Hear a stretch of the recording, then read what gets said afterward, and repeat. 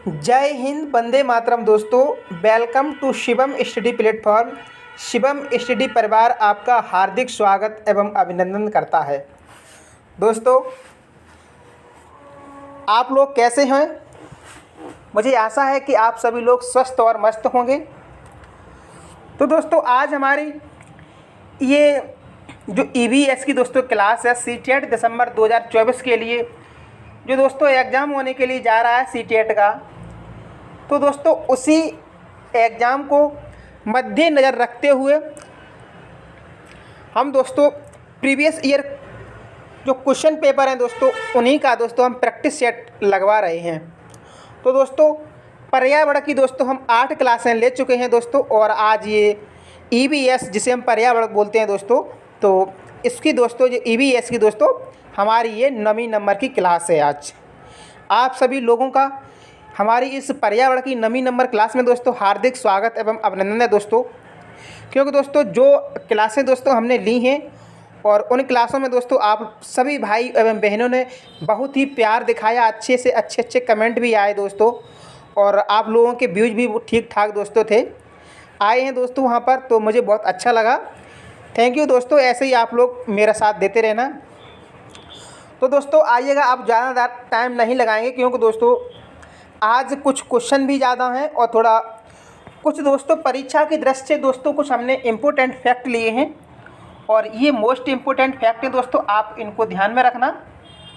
और मुझे मालूम है दोस्तों आप सभी लोग PYQ लगाने के लिए दोस्तों आपके पास कुछ न कुछ तो होगा, लेकिन हमने आपको बताया था यूथ का प्रैक्टिस सेट, कुछ न कुछ की बात नहीं दोस्तों, आप लोग यूथ का प्रैक्टिस सेट आपके हाथ में होना चाहिए दोस्तों।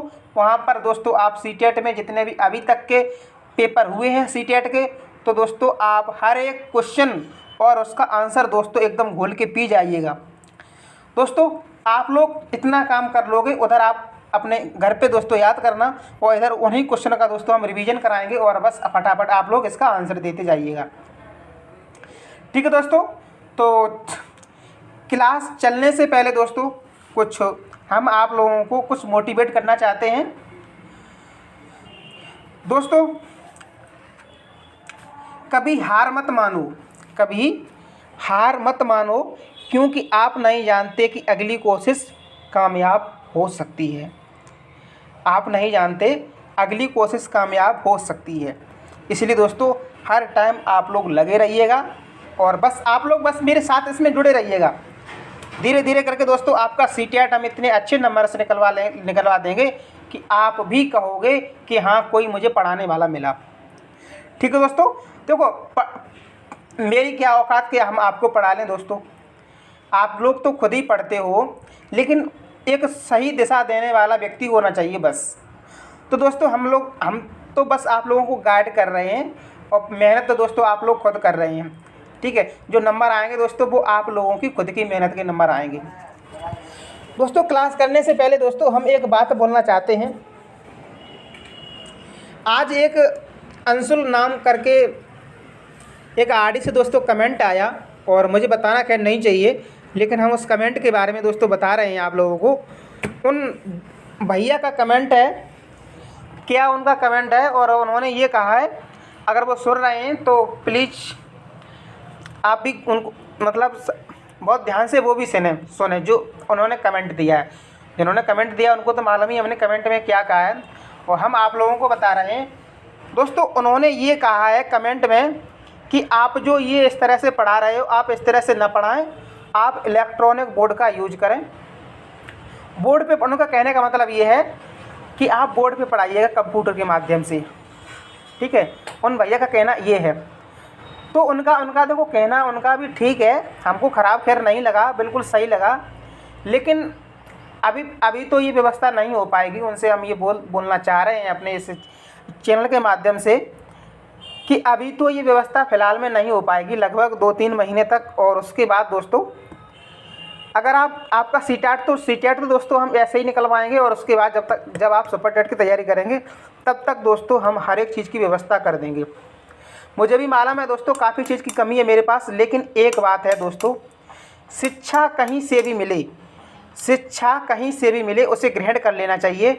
चाहे आपसे छोटा हो या आपसे बड़ा हो, कोई हो, ठीक है, वहाँ से शिक्षा अगर मिले कहीं से भी, उसे ग्रहण कर लेनी चाहिए। दोस्तों हम आप लोगों से ये बात कहना चाह रहे हैं कि अच्छा ये बताओ, जैसे आप हमें इस तरह से आपको पढ़ा रहे हैं, इस पे अगर दोस्तों हमने ये जो पढ़ाया और इसका हर एक क्वेश्चन आपके एग्ज़ाम में दोस्तों मिल गया वहाँ पर, मेरी बात को समझना दोस्तों, बहुत ही गहरे तरीके से सोचना दोस्तों, एग्ज़ाम में ये क्वेश्चन मिल गया और आपने उस क्वेश्चन को हल कर दिया और आप अच्छे नंबरों से पास हो गए दोस्तों, आप अच्छे नंबरों से पास हो गए, तो दोस्तों मायने ये नहीं रखता है कि आप कहाँ से पढ़ के आए, किस तरह से पढ़ के आए, किससे पढ़ के आए। मायने ये रखता है हर कोई व्यक्ति, देखो जब आपका रिजल्ट निकलेगा तब हर एक व्यक्ति आपसे यही पूछेगा कि आपके नंबर कितने आए हैं। बस वो डायरेक्ट, देखो यहाँ पर आदमी को क्यों, कब, क्या, कैसे, क्या हुआ, ये मतलब डायरेक्ट उनको नहीं कुछ सुनना है, उनको सिर्फ तुम्हारे रिजल्ट पे फोकस जाता है कि आपके नंबर कितने आए। कोई आदमी ये नहीं पूछेगा कि आपने कहाँ से पढ़ा, किस तरह से पढ़ा, आपसे छोटा था पढ़ाने वाला या बड़ा था पढ़ाने वाला, ये कोई मायने नहीं रखता है, मायने रखता है आपका रिजल्ट। तो दोस्तों हमारी ये क्लास, हम चाहे कैसे भी पढ़ा रहे हों, हमारी ये क्लास दोस्तों आपका जो आपसे ये क्वेश्चन करेगा उसका एकदम बहुत ही बेहतर तरीके से आंसर देने के लिए हमारी क्लास ये तैयार रहेगी। ठीक है दोस्तों, हालांकि मुझे ख़राब नहीं लगा, अच्छी बात है, उन्होंने कमेंट दिया, बहुत बढ़िया बात है। व्यवस्था ऐसे भी करेंगे दोस्तों, मतलब 2 बच्चे ऐसे हैं जो उस तरह से पढ़ रहा है और एक इस तरह से पढ़ रहा है, अगर नंबर दोस्तों डिफरेंट आ गए और इसके ज़्यादा आ गए उसके कम आ गए, तो फिर दोस्तों मायने ये नहीं रखता कि उसने उस पर पढ़ा, इसलिए मायने ये रखता है कि आपने पढ़ाने वाला क्या सही दिशा में वो सही पढ़ा रहा है, क्या एग्ज़ाम में यही क्वेश्चन आते हैं या नहीं आते हैं, या बस देखने में बस अच्छा सब कुछ, इलेक्ट्रॉनिक बोर्ड लगाए, एसी लगी है, ये लगाए, माइक लगाए, वो लगाए, एकदम दिखने में स्मार्ट लग रहे, उससे क्या फ़ायदा बताइएगा भाई। आपका एग्ज़ाम जो हम पढ़ा रहे हैं वो एग्ज़ाम में आना चाहिए। मेरा कहने का मेरा मतलब ये है, आपका जो हम पढ़ाएंगे वो एग्ज़ाम में आए, बस कहानी ख़त्म। ठीक है दोस्तों, तो आइएगा दोस्तों, क्षमा चाहता हूँ दोस्तों आप लोगों से, जो इतना टाइम आप लोगों के लिए ले लिया। दोस्तों फटाफट दोस्तों हम कुछ आज प्रश्न कराने के लिए जा रहे हैं, तो देखिएगा कुछ इम्पोर्टेंट फैक्ट हैं दोस्तों परीक्षा की दृष्टि से, फटाफट दोस्तों इनको देखते हैं। पीतबड़ सिरा गंभीर बीमारी है दोस्तों, ये जो अपना यूपी टेट होता है दोस्तों, इसका ये फेवरेट क्वेश्चन है, ये वाला ऊपर वाला। ठीक, हमने फिर भी दोस्तों एग्जाम की तरफ से आपको बता रहे हैं, जो पीतबड़ सिरा यानी कि येलो वेन मोसेक गंभीर बीमारी दोस्तों भिंडी की बीमारी ये है। भिंडी की पीतबड़ सिरा रोग है एक विषाणुजन्य, कैसा है, किसके माध्यम से होता है, विषाणु के माध्यम से।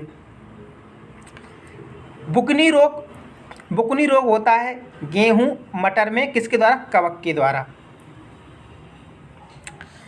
हरित बाल रोग किसमें पाया जाता है, बाजरा में। आप लोगों ने देखा होगा, अगर गांव से हैं तो बाजरा की बालें कभी कभी क्या होता है, हरी हरी से हो जाती हैं उसमें और फफूंद टाइप का लग जाता है दोस्तों, वो हरित रोग कहलाता है। पौधे नाइट्रोजन का उपयोग करते हैं प्रोटीन संश्लेषण और न्यूक्लिक अम्लों के निर्माण में। पौधे किस प्रकार का जल अवशोषित करते हैं, तो केशिका जल अवशोषित करते हैं। बहुत इंपॉर्टेंट फैक्ट है दोस्तों। कुछ दोस्तों हमने परीक्षण लिए हैं रोग से संबंधित, मतलब कुछ रोग ऐसे होते हैं उनका कुछ परीक्षण के माध्यम से ही पता चलता है कि ये रोग हैं, ये रोग हैं। ठीक, तो दोस्तों अगर किसी व्यक्ति को एड्स है तो दोस्तों जब एलिसा टेस्ट कराया जाएगा, एलिसा टेस्ट, कौन सा टेस्ट, एलिसा टेस्ट होगा दोस्तों, तब पता चलेगा कि उसको क्या है, एड्स। दोस्तों विडॉल टेस्ट जब होगा तब पता चलेगा क्या है, टाइफाइड। और मेडटॉक्स टेस्ट तब पता चलेगा तब पे देगा टीबी। ठीक है दोस्तों, यानी कि एड्स के लिए एलिसा टेस्ट, टाइफाइड के लिए विडॉल टेस्ट और टीबी के लिए मेडटॉक टेस्ट। प्रकाश संश्लेषण फोटोसिंथेसिस दोस्तों, ये हम एक क्लास में दोस्तों प्रकाश संश्लेषण आपको करा चुके हैं, लेकिन दोस्तों ये फिर से क्वेश्चन आ गए हैं, बहुत इंपॉर्टेंट क्वेश्चन है। तो और प्रकाश संश्लेषण दोस्तों परीक्षा की दृष्टि से बहुत इंपॉर्टेंट है। परीक्षा की दृष्टि से बहुत ही इंपॉर्टेंट है, इसलिए हमने आपको ले लिया। बस 2 स्लाइड में ये सब क्लियर हो जाएगा। प्रकाश संश्लेषण के दोस्तों ये रिएक्शन है दोस्तों। कभी कभी क्या करता है एग्जाम वाला पूरा रिएक्शन पूछ लेता है आपसे, ठीक है, तो आप लोग देख लेना। ये है आपका रिएक्शन C6CO2 + 12H2O और सूर्य का प्रकाश क्लोरोफिल, C6H12O6 ये ग्लूकोज का दोस्तों है, फिर 6H2O और प्लस 6CO6O2, ठीक है दोस्तों।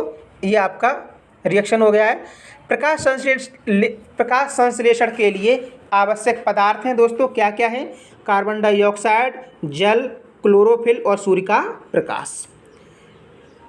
क्लोरोफिल के केंद्र में पाया जाने वाला धातु परमाणु क्या है? जो धातु है वो क्या है? मैग्नीशियम। दोस्तों ये बहुत ही इंपॉर्टेंट पॉइंटर है, ठीक, ये वाला जो क्लोरोफिल के केंद्र में पाया जाने वाला धातु परमाणु है तो क्या है? मैग्नीशियम। केल्विन बेंसन चक्र का निर्माण होता है रासायनिक प्रकाशहीन अभिक्रिया में। प्रकाश संश्लेषण की प्रक्रिया सबसे अधिक प्रभावी कौन से रंग में होती है? लाल रंग में होती है। क्यों होती है दोस्तों? क्योंकि दोस्तों जो लाल रंग है दोस्तों ये विचलन बहुत कम करता है, ठीक है, लाल रंग इसका विचलन ये बहुत कम करता है। इस वजह से दोस्तों इसकी जो क्रिया है प्रकाश संश्लेषण की वो बहुत ज़्यादा होती है। प्रकाश संश्लेषण क्रिया में सबसे कम प्रभावी है हरा प्रकाश। जैसे जो पेड़ पौधे हैं दोस्तों ये सब हरे ही रंग के होते हैं, प्रकाश संश्लेषण होता है इनमें, इतना नहीं हो पाता जितने जैसे कोई लाल रंग का पेड़ पौधा आपने लोगों ने देखा है दोस्तों उसमें बहुत ज़्यादा होता है प्रकाश संश्लेषण। प्रकाश संश्लेषण की प्रकाशिक एवं अप्रकाशिक अभिक्रिया क्लोरोप्लास्ट में कहाँ संपन्न होती है? तो कहाँ होती है दोस्तों? क्रमशः ग्रेना एवं स्ट्रोमा में। प्रकाश संश्लेषण से में निकलने वाला ऑक्सीजन का उद्गम होता है जल के अपघटन के द्वारा। मोस्ट इंपोर्टेंट क्वेश्चन है, कई परीक्षाओं में पूछा गया क्वेश्चन है कि प्रकाश संश्लेषण के द्वारा जो ऑक्सीजन का निर्माण होता है, जो ऑक्सीजन निकलती है वो उसका निर्माण कहाँ से होता है? तो जल के अपघटन के द्वारा, ठीक दोस्तों। केल्विन चक्र होता है स्ट्रोमा में, अभी ये बता चुके हैं। प्रकाश संश्लेषण एक ऑक्सीकरण अपचयन अभिक्रिया है। इसमें ऑक्सीकृत होने वाला पदार्थ है जल, H2O जैसे बोलते हैं, ठीक है। और प्रकाश संश्लेषण में बने ग्लूकोज में ऑक्सीजन आती है तो कहाँ से आती है? CO2 यानी कार्बन डाइऑक्साइड से। कुछ जंतुओं में श्वसन दोस्तों अंग हैं, उन श्वसन अंगों के बारे में हम आप दोस्तों जानना चाहते हैं। जंतु और श्वसन अंग, ये एक स्लाइड में दोस्तों, एक स्लाइड में जंतु हैं और एक स्लाइड में श्वसन अंग हैं। तो दोस्तों हाथी, शेर, गाय, बकरी, मेढक, छिपकली, सर्प, पक्षी, ठीक है, तो इनका श्वसन अंग क्या है? ये फेफड़ा। और मनुष्य अपने भी फेफड़े होते हैं, जो अपना मेन श्वसन अंग है दोस्तों वो फेफड़ा है, ठीक है। तिलचट्टा और अन्य कीट ये श्वास रंध्र के द्वारा श्वसन करते हैं। बिच्छू बुक फुफ्फुस के द्वारा। केंचुआ और मेढक त्वचा, आंद्र एवं स्लेमी होने के कारण, ठीक है दोस्तों हम आप लोगों को बता दें ये मेढक है दोस्तों, ये गलफड़ों के द्वारा भी सांस लेता है, फेफड़ों के द्वारा भी और त्वचा के द्वारा भी, तीनों के द्वारा ये दोस्तों सांस लेता है मेढक, ठीक। मछलियाँ हैं, जो मछलियाँ तथा जलीय जंतु वो क्लोम या गिल या गलफड़ों के द्वारा सांस लेते हैं। अब दोस्तों कुछ जंतु वर्गीकरण है दोस्तों। तो आर.एच. बेटकर दोस्तों 1969 का 5 वर्गीकरण जगत दोस्तों, तो ये आपके सामने दोस्तों इम्पोर्टेंट है दोस्तों ये, और ये कई अलग अलग एग्जामों में दोस्तों ये पूछे गए। इन्हीं में से जो आपको ये सामने 5 दिख रहे हैं तो इनमें से कई एग्जामों में पूछे गए क्वेश्चन है दोस्तों।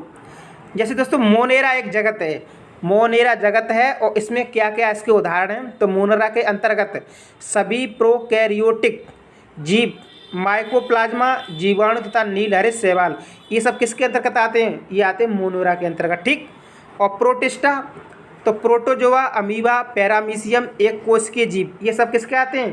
प्रोटिस्टा के अंतर्गत। और जो दोस्तों फंगाई है, फंगाई जिसे फंजाई हिंदी में बोलते हैं, तो यूकैरियोटिक बहुकोशिकीय जीव, कवक, यीस्ट, ये सब फंगाई के अंतर्गत। पादप प्लांट जितने भी आते हैं दोस्तों, प्लांट के किसके अंतर्गत आते हैं? देखो पेड़ पौधे, ब्रायोफाटा, ट्रैकियोफाटा, जिम्नोस्पर्म एवं एंजियोस्पर्म, ये सब पादप के अंतर्गत आते हैं। कशेरुकी एवं अकशेरुकी जंतु, ये जंतु एनिमल के अंतर्गत आते हैं। ठीक है दोस्तों। तो दोस्तों ये जो उदाहरण हैं और ये जगत, मतलब इन्हीं के बारे में पूछता है एग्जाम वाला। अब दोस्तों परीक्षा की दृष्टि से कुछ इंपॉर्टेंट फैक्ट आ गए, अब हम वो आपको कराने के लिए जा रहे हैं। तो कोसा में सबसे बड़ा कोशिकांग तो क्या है दोस्तों, वो है हमारा प्लास्टिस्ट। सबसे छोटी कोशिकांग राइबोसोम। ठीक है, आप लोग राइबोसोम तो जानते हैं दोस्तों, ये राइबोसोम है दोस्तों, सोम। तो ये दोस्तों ये प्रोटीन निर्माण की फैक्ट्री भी इसे कहा जाता है, राइबोसोम को। ठीक है दोस्तों। जब क्लास दोस्तों हम साइंस की क्लास और ले रहे हैं, जो अपना रेलवे एनटीपीसी ग्रुप डी, आप चाहे मतलब किसी का भी एग्ज़ाम दें और वहाँ पर अगर साइंस आ रही है, चाहे छोटे लेवल का एग्ज़ाम हो या बड़े लेवल का, तो दोस्तों हम इस तरह से साइंस पढ़ा रहे हैं कि आपका हर एक कोई भी क्वेश्चन दोस्तों वहाँ से बाहर नहीं जा सकता है। अभी इसके बाद जस्ट क्लास साइंस की चलेगी दोस्तों। ठीक है। तो जीव द्रव्य जीवन का भौतिक आधार है, किसने कहा था, तो ये एक्सले ने कहा था। डीएनए केंद्र के अतिरिक्त किस कोशिकांग में पाया जाता है, तो माइटोकॉन्ड्रिया में। तरल मोज़ेक मॉडल किसने दिया था, तो सिंगर एवं निकोलसन ने 1972 में। पर्णहरिम में पाया जाने वाला धातु परमाणु है तो मैग्नीशियम। नारंगी रंग का वर्णक है कैरोटीन। यहाँ तक हो गया था दोस्तों, ये वाला नारंगी रंग का कैरोटीन हो गया। पीले रंग का वर्णक है जेंतोफिल। हल्दी का पीला किस वर्णक के कारण होता है, ठीक है, जो हल्दी का रंग है पीला है वो किस वर्णक के कारण होता है, तो जेंतोफिल के कारण दोस्तों ये इसका रंग पीला होता है। माइटोकॉन्ड्रिया में उपस्थित तरल पदार्थ कहलाता है मैट्रिक्स। क्या कहलाता है, मैट्रिक्स। कुछ और दोस्तों फैक्ट हैं, कुछ रोग हैं दोस्तों, और वो रोग किसके द्वारा फैलते हैं, तो मच्छरों से फैलने वाले रोग दोस्तों, वैसे मलेरिया है, डेंगू है, चिकनगुनिया है, मस्तिष्क ज्वर है, ये सब मच्छरों से फैलने वाले रोग हैं। और मक्खियों से फैलने वाले रोग हैजा, पेचिस, डायरिया। दूषित जल और भोजन से होने वाले रोग पीलिया, पोलियो, आंत ज्वर, हैजा, अतिसार और टाइफाइड। ठीक है दोस्तों, इसलिए बहुत ही साफ सफाई से रहें दोस्तों। खोज और खोजकर्ता, किंडमन की खोज लुई पास्चर ने की थी दोस्तों, कब, 1857 में पूछ लेता है ये। चेचक की खोज एडवर्ड जेनर ने 1798 में की।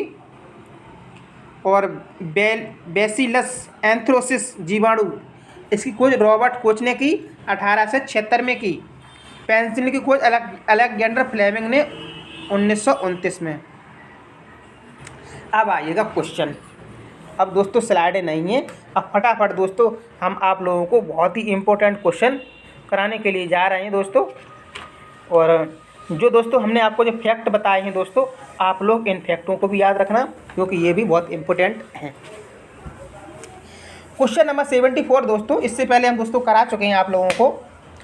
तो 74 क्वेश्चन क्या कह रहा है, एक पुरुष जिसका रक्त ओ है, एक ए रक्त समूह वाली स्त्री से शादी करता है, उसके पहले बच्चे के रक्त समूह ओ होने की संभावना है।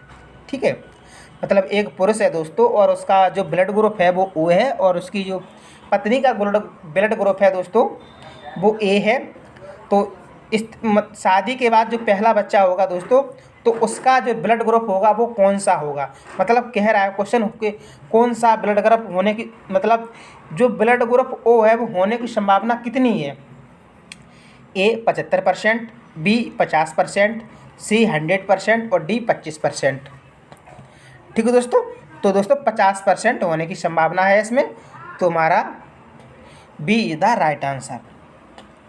दोस्तों एक क्वेश्चन दोस्तों हम आप लोगों को बता दें कि आप लोगों को ये तो मालूम होगा कि सर्वदाता किसे कहते हैं और सर्वग्राही किसे कहते हैं। थोड़ा फटाफट दोस्तों हम यही 2 पॉइंट बताएंगे।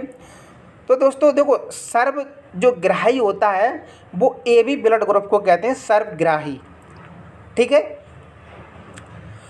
और जो सर्वदाता होता है, आप लोगों ने अभी तक पढ़ा है कि नहीं पढ़ा है, लेकिन ये तो पढ़ा होगा कि सर्वदाता कौन होता है, तो ब्लड ग्रुप ओ होता है। लेकिन दोस्तों एग्जाम में ये नहीं आता है ऑप्शन, क्वेश्चन यही पूछेगा कि सर्वदाता ब्लड ग्रुप कौन सा है, लेकिन दोस्तों ऑप्शन ये रखे नहीं आएगा कि ओ, ऑप्शन आएगा ए पॉजिटिव या ओ नेगेटिव। अब दोस्तों जब आप ये ऑप्शन देखोगे तो आपके होश उड़ जाएंगे, बोले तो आप लोग यही सोचोगे कि हमने तो अभी तक यही पढ़ा था कि सर्वदाता ब्लड ग्रुप ओ होता है, इसने तो ओ पॉजिटिव और ओ नेगेटिव रख दिया। तो दोस्तों वहाँ पर आपको ओ नेगेटिव ही आंसर को टिक करना है। ठीक है दोस्तों, जो सर्वदाता ब्लड ग्रुप होता है दोस्तों ओ में दोस्तों ओ नेगेटिव होता है। ठीक है दोस्तों, आप इस तरह से याद रखना कि जब भी आप कोई भी चीज़ दोगे किसी को तो वो आपके पास घटेगी कि नहीं घटेगी, तो इसलिए आप उस नेगेटिव को याद रखना। ठीक, तो यानी कि ओ नेगेटिव। नेक्स्ट क्वेश्चन दोस्तों 78, रक्त की जांच द्वारा किसकी उपस्थिति से मलेरिया की पहचान होती है। ठीक है, जब आप कहीं जाते हो पैथोलॉजी पे, जब आपको बुखार वगैरह आ जाता है तो रक्त आप जांच करवाते हो। अब आपको मलेरिया है या टाइफाइड है, तो कैसे पता चलेगा कि मलेरिया है या टाइफाइड है, क्वेश्चन वही पूछ रहा है। तो ए लाल रक्त कोशिकाओं में मलेरिया परजीवी प्लाज्मोडियम का पाया जाना, बी रक्त में क्षतिग्रस्त यकृत कोशिकाएं, सी रक्त में मच्छर के लार्वे, और डी लाल रक्त कोशिकाओं में मच्छर के अंडे। ठीक है दोस्तों, फटाफट दोस्तों 78 का मुझे आप लोग आंसर दीजिएगा। फटाफट दोस्तों आप लोग इसका मुझे आंसर दीजिएगा 78। तो आप लोगों को अच्छे से पता है दोस्तों, इसका आंसर हमारा ए हो जाएगा। ठीक है, जो लाल रक्त कोशिकाओं में दोस्तों जो मलेरिया का जो परजीवी है प्लाज्मोडियम, देखो मलेरिया फैलता किसके माध्यम से है, ये मच्छरों के द्वारा, मच्छर भी में भी मादा मच्छर, मादा एनाफिलीज मच्छर के द्वारा। लेकिन दोस्तों इसका जो वाहक है मादा एनाफिलीज मच्छर है, लेकिन इसका जो कारण क्या है, किसके कारण, तो दोस्तों एक परजीवी है दोस्तों, वो है प्लाज्मोडियम परजीवी। इसके मतलब ये कारक है, रोग का कारक है दोस्तों, जो मलेरिया रोग का कारक है वो है प्लाज्मोडियम परजीवी, और रोग का वाहक किसके द्वारा वो एक जगह से दूसरी जगह जाता है, तो वो मादा एनाफिलीज मच्छर के द्वारा। ठीक, आएगा question number next 79 question number पे आते हैं। आरती एक पोस्टर पर एक बीमारी की रोकथाम से संबंधित निम्नलिखित सावधानियां पढ़ती है। ए अपने आसपास पानी को जमा न होने दें, बी हमारा है पानी के बर्तनों, कूलरों और टंकियों को साफ रखें, सी यदि कुछ जगहों पर पानी इकट्ठा हो जाता है तो तेल का छिड़काव करें, डी स्वयं के बचाव के लिए जाली का प्रयोग करें। पोस्टर का उद्देश्य है डैश के फैलने के बारे में जागरूकता पैदा करना। ठीक है, मतलब ये सब वो कर रही है आरती, तो क्यों कर रही है, आखिर ऐसा करने से कौन सा रोग नहीं होगा, तो वो मतलब क्या उसका उद्देश्य है, तो ए चेचक और मलेरिया, बी डेंगू और आई फ्लू, सी टाइफाइड और हैजा, डी डेंगू और जापानी मस्तिष्क ज्वर। जो दोस्तों अभी हमने आपको बताया कि देखो मच्छरों के द्वारा, हमने एक पॉइंट लगाया था इम्पोर्टेंट फैक्ट में कि मच्छरों के द्वारा कौन कौन से रोग फैल सकते हैं, तो दोस्तों ये क्वेश्चन उसी से ही मैच कर रहा है 79। ठीक है, तो दोस्तों यहाँ पर दोस्तों देखो मलेरिया तो फैलेगा, लेकिन दोस्तों यहाँ पर मुझे ऑप्शन के हिसाब से अब मुझे आंसर देना है। अब ए ऑप्शन में दोस्तों चेचक और मलेरिया है, क्या चेचक इस तरह से फैलता है, नहीं, मलेरिया है और चेचक तो इस तरह से नहीं फैलता है, डेंगू और आई फ्लू ये भी नहीं, टाइफाइड हैजा ये भी नहीं, डेंगू और जापानी मस्तिष्क ज्वर। ठीक है दोस्तों, अब हम आते हैं क्वेश्चन नंबर 80 पे। निम्नलिखित में से कौन से शब्द समूह आपस में निकटतम रूप से संबंधित हैं, ए लौह comma malaria comma anaemia comma रक्त, बी लौह comma haemoglobin comma anaemia comma आंवला, और सी मच्छर डेंगू लौह गुड़, और डी मच्छर, मलेरिया, अनीमिया, रक्त अल्पता। ठीक है, कहने का मतलब ये कह रहा है कि कौन से जो शब्द समूह हैं वो आपस में निकटतम रूप से संबंधित हैं। तो दोस्तों इसका हमारा बी सही हो जाएगा, लौह, हीमोग्लोबिन, अनीमिया और आंवला। 81 अंजलि की सहेली दांतों में क्षय से बचने के लिए निम्नलिखित 4 तरीके बताती है। ए, दिन में 2 बार ब्रश करें। बी, इनेमिल कम न हो इसके लिए ब्रेसिज पहनें। सी, मिठाई, चॉकलेट और कार्बन डाइऑक्साइड युक्त पेय पदार्थ न लें। और डी, हर खाने के बाद कुल्ला करें। अंजलि को उपयुक्त तरीकों में किसका अनुपालन करना चाहिए? फटाफट दोस्तों बताइएगा। ए ऑप्शन है दोस्तों, कहने का मतलब ये है जो हमारे दांत खराब ना हो तो किस तरह से हमको खाना चाहिए, कब मतलब हमको कुल्ला करना चाहिए, उसी के बारे में ये क्वेश्चन आया है। दिन में 2 बार ब्रश करें। बी, इनेमिल का दोस्तों हाँ आप लोग इसका आंसर बताइएगा। ए में है सी, डी और ए, बी में डी, ए और बी, और सी में ए और सी, और डी में बी, सी और डी।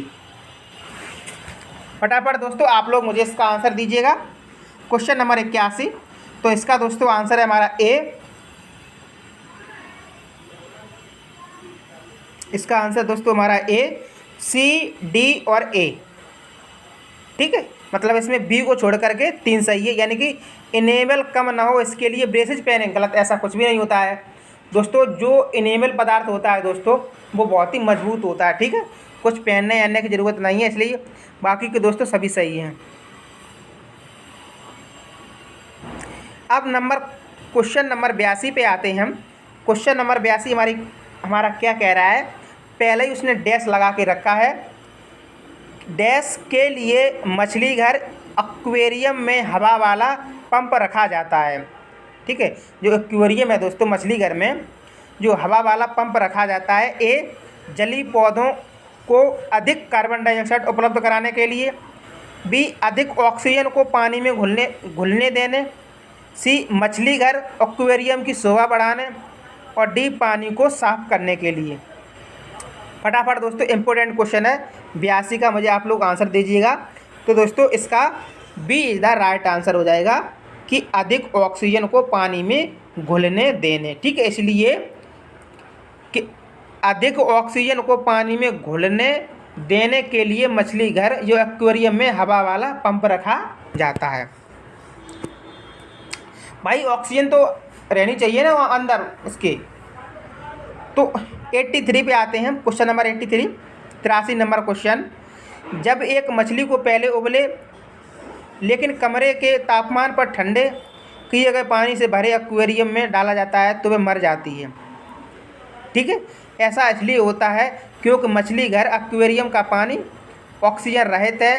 बी, मछली द्वारा पीने के योग्य नहीं है। सी, खनिज रहित है। डी, मछली तैरने के लिए योग्य नहीं है। दोस्तों अभी जो पिछला क्वेश्चन था उसी पे ये आधारित है। Question number 83। फटाफट दोस्तों इसका तो हमारा जवाब हो जाएगा सी ऑप्शन, खनिज रहित है। ठीक है, जो एक्वेरियम का पानी है वो कैसा है? खनिज रहित है। 84 पे आते हैं। निम्नलिखित में से मच्छरों द्वारा फैलने वाले रोगों का समुच्चय कौन सा है? दोस्तों फटाफट दोस्तों इंपॉर्टेंट क्वेश्चन है दोस्तों, सीटेट में कई बार ये पूछा गया क्वेश्चन है। A, dengue, malaria, chikungunya. B, मियादी बुखार, हैजा, चिकनगुनिया। सी, मलेरिया, HIV और AIDS, dengue. D, HIV, AIDS, हैजा, डेंगू। फटाफट दोस्तों आप लोग मुझे इस क्वेश्चन का जवाब दीजिएगा। बहुत ही अच्छा क्वेश्चन है, बहुत ही अच्छा क्वेश्चन है दोस्तों। और इसीलिए दोस्तों हमने कुछ इंपॉर्टेंट फैक्ट आपको कराए थे, वो ही दोस्तों उन्हीं फैक्टों से ये निकल कर क्वेश्चन आया है।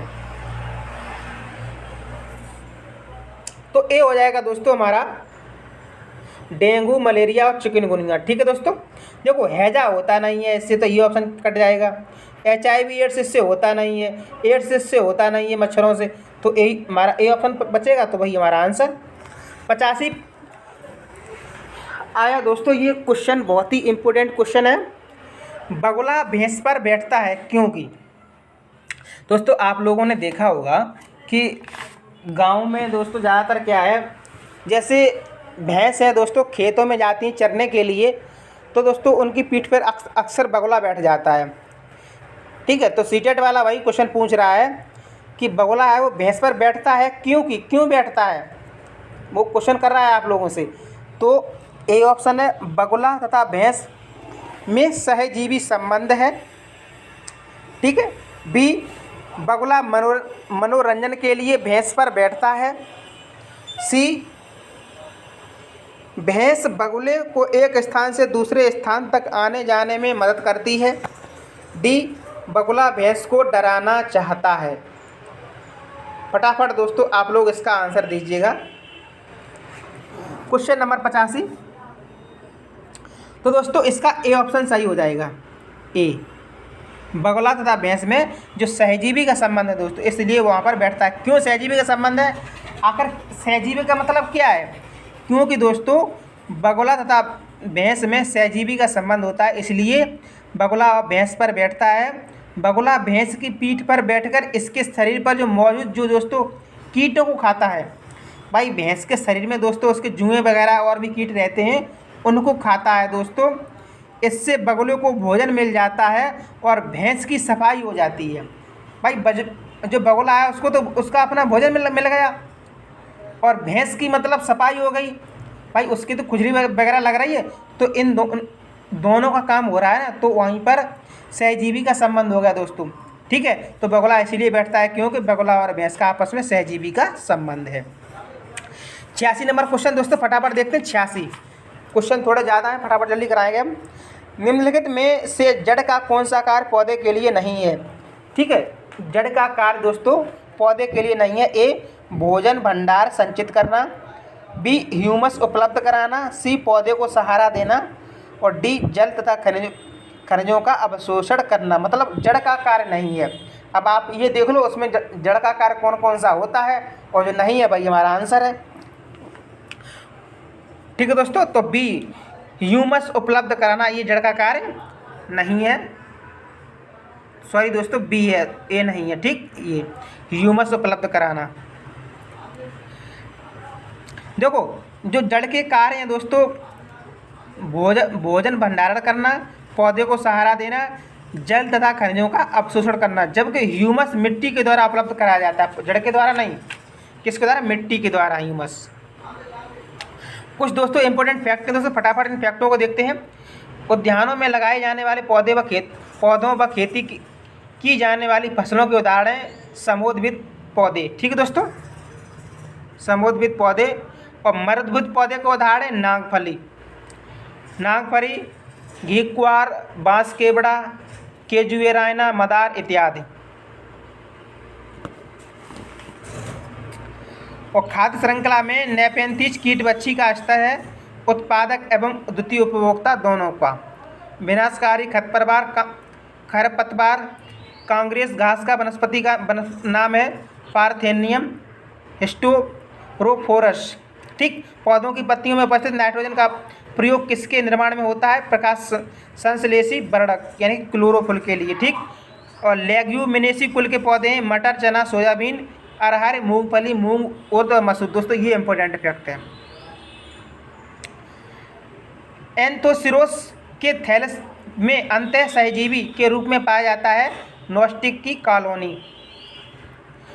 कवक मूलीय सहोपकारिता का बहुत अच्छा उदाहरण है नियोसिया और मोनोट्रोफा में पूर्ण अभाव होता है पर्णहरिम का। ठीक है दोस्तों, वे पौधे जो दूसरे पौधे पर आश्रित रहते हैं पर आप भोजन ग्रहण नहीं करते हैं कहलाते हैं उनसे भोजन पर, मतलब ऐसा है वे पौधे जो दूसरे पौधों पर आश्रित रहते हैं पर उनसे भोजन ग्रहण नहीं करते हैं कहलाते हैं अधिपादप।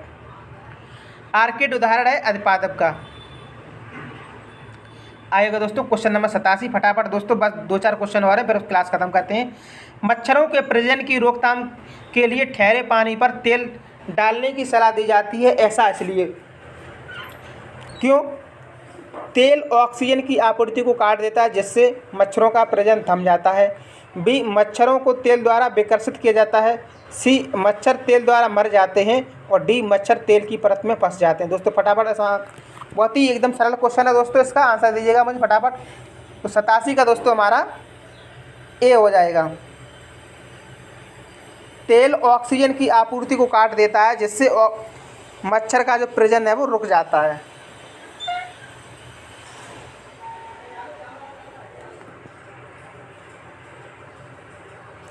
अठासी, निम्नलिखित में से कौन बीज नहीं है? ठीक, गेहूं, काली मिर्च, सौंफ या साबूदाना। फटाफट दोस्तों, कौन बीज नहीं है? तो जाहिर सी बात दोस्तों, साबूदाना बीज नहीं है और सभी बीज हैं। 89, निम्नलिखित में से कौन सी बीमारी रुके या इकट्ठे हुए पानी से हो सकती है? ए मलेरिया, पोलिया, निमोनिया और चेचक। ठीक है दोस्तों, तो 89 का दोस्तों मलेरिया, क्योंकि पानी रुकेगा तो मच्छर बैठेंगे तो मलेरिया होगा। 90, कोई डॉक्टर एक मरीज को खाने के लिए कुछ दवाइयाँ लिखता है और साथ ही गुड़, आंवला और हरी पत्तेदार सब्जियां जरूर खाने का सुझाव देता है। यह मरीज किस रोग से पीड़ित होना चाहिए? म्यादी बुखार, मलेरिया, अनीमिया और बुखार। ठीक है, डी ऑप्शन बुखार। बताइए दोस्तों फटाफट मुझे क्वेश्चन नंबर 90 का आंसर बताइएगा। तो अनीमिया। ठीक, इसमें रक्त की कमी हो जाती है दोस्तों अनीमिया रोग में। अब क्वेश्चन नंबर नेक्स्ट पे आते हैं, 91 पे।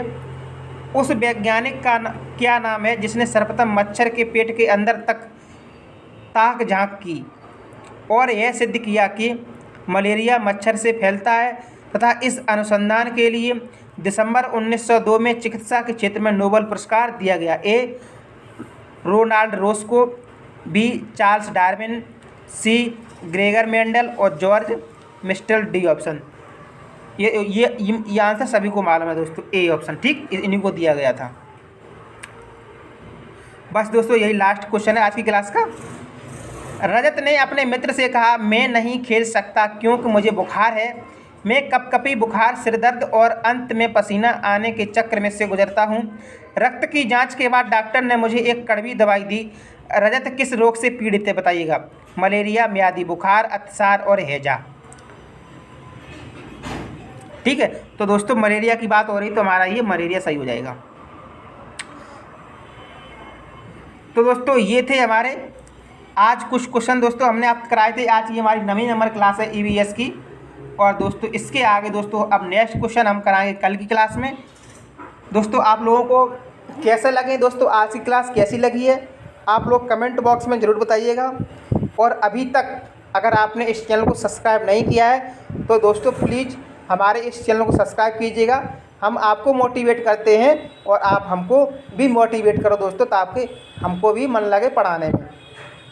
ठीक है दोस्तों, ऐसा नहीं है कि आप लोग सब्सक्राइब नहीं करोगे तो हम पढ़ाएंगे नहीं, मन नहीं लगेगा। नहीं दोस्तों, ऐसी कोई बात नहीं, हम बहुत अच्छे से पढ़ाएंगे। आप लोग करो या ना करो वो अलग बात है दोस्तों। बहुत से भाई बहन जुड़ चुके हैं मुझसे, आप भी जुड़ोगे आज नहीं तो कल। ठीक है दोस्तों, और इस वीडियो को दोस्तों लाइक करके और अपने दोस्तों तक इसे शेयर जरूर कीजिएगा। आप लोग देखो लाइक कमेंट बहुत सारे जा रहे हैं लेकिन शेयर बहुत कम जा रहे हैं। लगभग वही 100+ के लगभग में शेयर हुए हैं अभी तक दोस्तों। तो हम चाहते हैं दोस्तों ज़्यादा से ज़्यादा क्लास को शेयर कीजिएगा। चलो आप लोगों को हम थोड़ा मोटिवेट करते हैं दोस्तों, उसके लिए थोड़ा शायरी सुनाते हैं। सपने वो नहीं जो हम सोने के बाद देखते हैं, बल्कि दोस्तों सपने वो हैं जो हमें सोने नहीं देते हैं। भाई सपने तो हमारे वास्तविक बात सही है, सपने तो हमारे वो हैं जो हमको सोने नहीं देते हैं। देर रात हमको टेंशन लगी रहती है, चलो हमको ये पढ़ना है वो पढ़ना, नहीं पढ़ेंगे तो मेरी जॉब नहीं लगेगी। तो दोस्तों मेन सपना तो वही है। ठीक है दोस्तों, तो आज की वीडियो में दोस्तों बस इतना ही। Love you guys, thank you for watching this video.